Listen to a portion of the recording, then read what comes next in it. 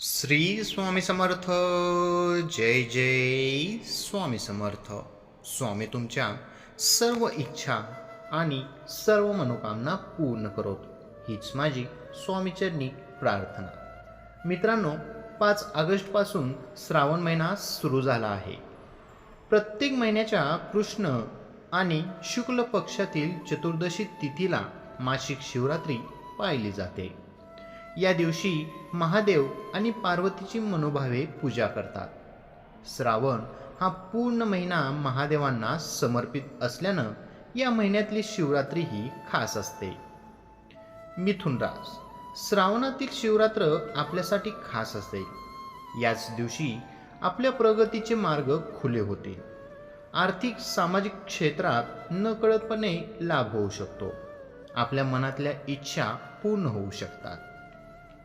सिंह राशी, आपल्यासाठी श्रावणातील शिवरात्र विशेष आहे.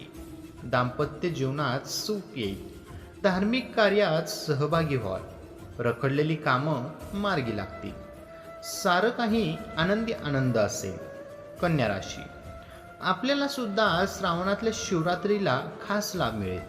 नोकरी व्यवसायात प्रगती होईल. एखादं महत्त्वाचं काम पूर्ण होण्याची आतुरतेने वाट पाहत असाल तर आता महादेवांच्या कृपेनं आपल्या मनासारखं घडू शकतं. कामकाजही विस्तारेल. तुळ राशी, श्रावणातील शिवरात्र आपल्या अडचणीवर उपाय ठरेल. अचानक धनलाभ होऊ शकतो. आर्थिक परिस्थिती भक्कम झाल्यानं मन प्रसन्न राहील. शिवाय कुटुंबात आणि वैवाहिक जीवनात सुखद वातावरण असेल. मीन राशी, आपल्यासाठी श्रावणातील शिवरात्र खूप आनंद घेऊन येईल. आपली जीवनशैली उत्तम होईल. इतरांकडे किंवा गुंतवणुकीत अडकलेले आपले पैसे आता आपल्याला परत मिळतील आणि समाजात आपला मान सन्मान वाढेल. कुंभ राशी, ज्योतिषशास्त्रानुसार या राशीचा स्वामी शनी आहे. त्यामुळे या राशींवर त्यांची विशेष कृपा असेल. श्रावण महिन्यात या राशीच्या व्यक्तींनी शिव आराधना करावी. यामुळे तुमची इच्छा लवकरच पूर्ण होईल. श्रावण महिन्यात मंदिरात जाऊन शिवलिंगावर काळे तीळ घातलेल्या पाण्याने अभिषेक करावा.